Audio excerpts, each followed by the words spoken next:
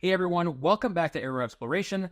My name is Jim, and on this episode, we're going to take a deeper dive into my hangar, the beach house.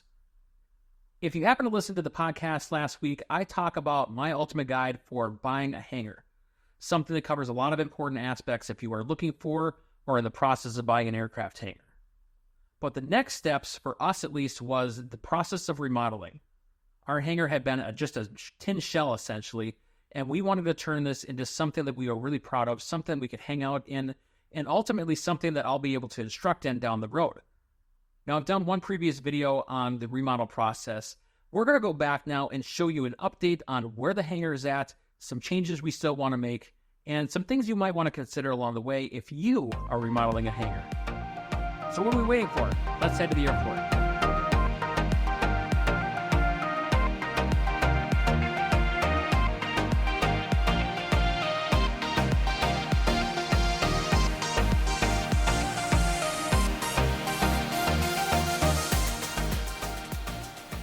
It has been about 2 years since I've done any type of video related to the hangar.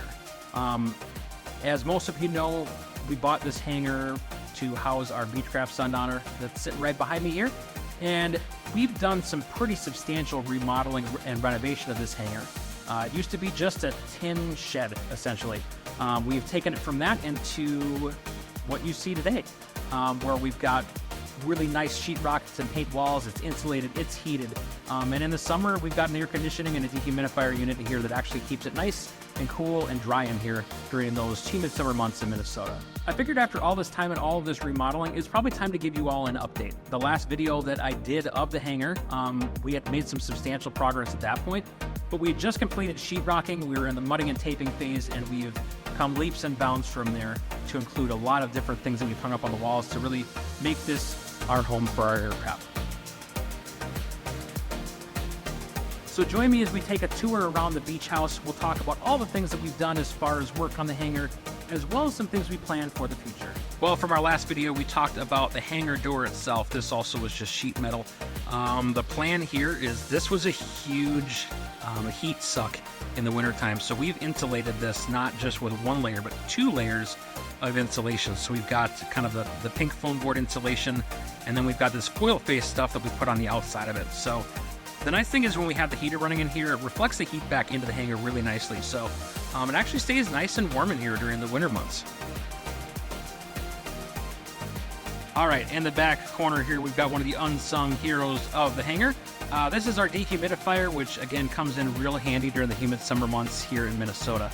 We've got this dehumidifier hooked up to the tank, but the tank also has this really nice pump action to it. So we can pump water out of that tank into our bucket. And as you see there, we have a scrub brush that's in there that is really great for cleaning off the bugs off the wings and off the aircraft. So it's basically just a standard microfiber car wash brush that we use, and it's really great at taking care of the bugs for us. All right, this area I'm going to refer to as our climate control center of the hangar. We've got a brand new heater up there that we installed a year or so ago. Our old heater was red tagged based on kicking out too much carbon monoxide, and as any pilot would know, carbon monoxide is not great for you. Brand new heater, it works really well. It's a little noisy, but it's a heater in a hangar, so you get what you get.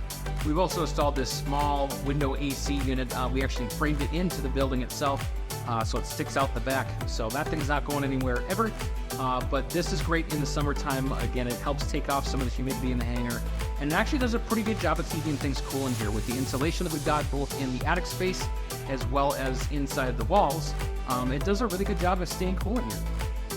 Remember how last time we had those windows that we had installed in the hangar? Well, we've actually got them nicely trimmed out now. They have this rough kind of finish just like we do on the pillars with the outside framing, but the inside is just some nice stained and polished wood finish, and it turned out really nice. So big shout out to Mike, who is one of my partners in the hangar, who has concocted this design for our trim.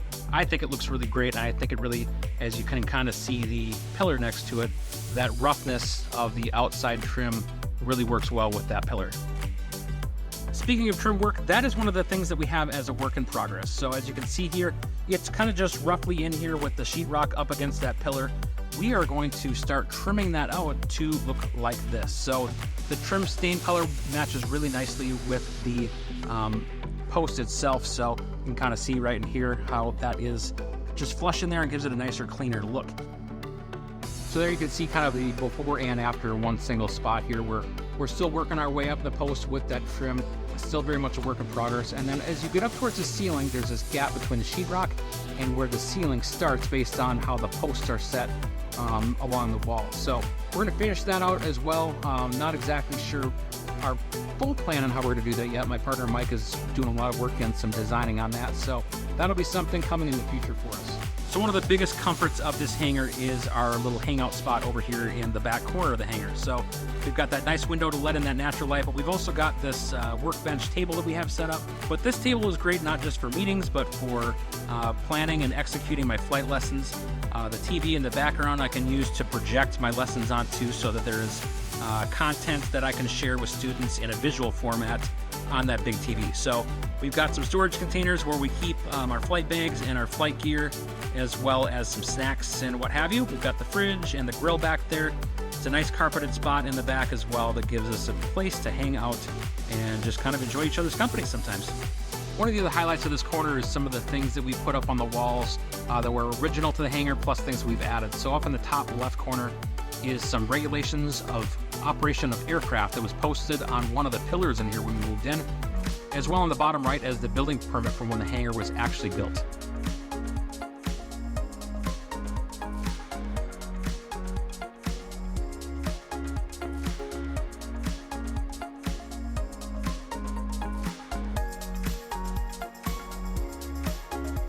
All right, everyone, thank you so much for joining me on this updated tour of the beach house.